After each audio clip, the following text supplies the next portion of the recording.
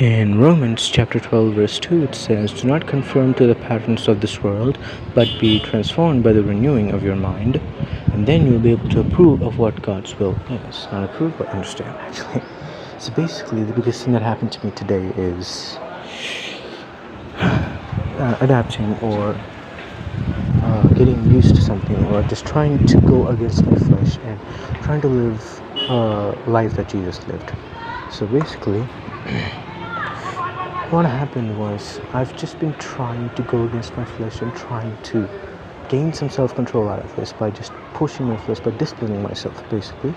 By discipline, I mean like workouts and putting my body through actual hell and making my body listen to me, and not just feeding my flesh just a bunch of sin, fattening it up and eating it myself. When I say eating it myself, that means I'm committing sin by simply feeding my flesh, and then I'm eating sin by simply feeding my flesh, because I am my flesh. There is no going back on this. Adam already ate the fruit. I can't do nothing about that. I don't have a time machine. So basically, we need a life that is pleasing to God, and not that is one that is not pleasing to this world. Because one that is pleasing to this world is the one that is pleasing to you.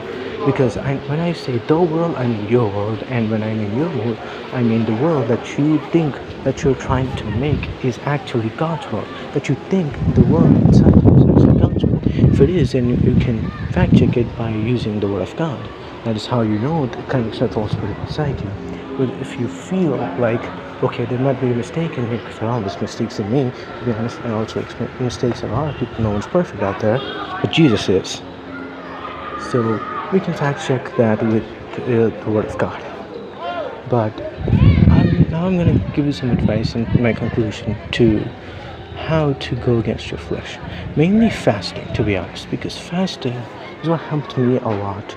Spend time with God. You can fast with food and time for God, because when you're sacrificing your time and food with God, you can completely focus on God, and you can also focus on God, because when you're reading the Word of God and you're listening to it, and while I'm preaching, I never feel my throat becoming sore or getting like a little pain in my throat or even in my legs, because I walk around while I'm recording. So, and after I stop, that's when I feel it. That's when I take my eyes off of Jesus, that's when I feel the pain. So that's my advice for you, to grow perseverance and go against the flesh and live the life that God intended for you. God bless you all. Have a good day. Dawn out.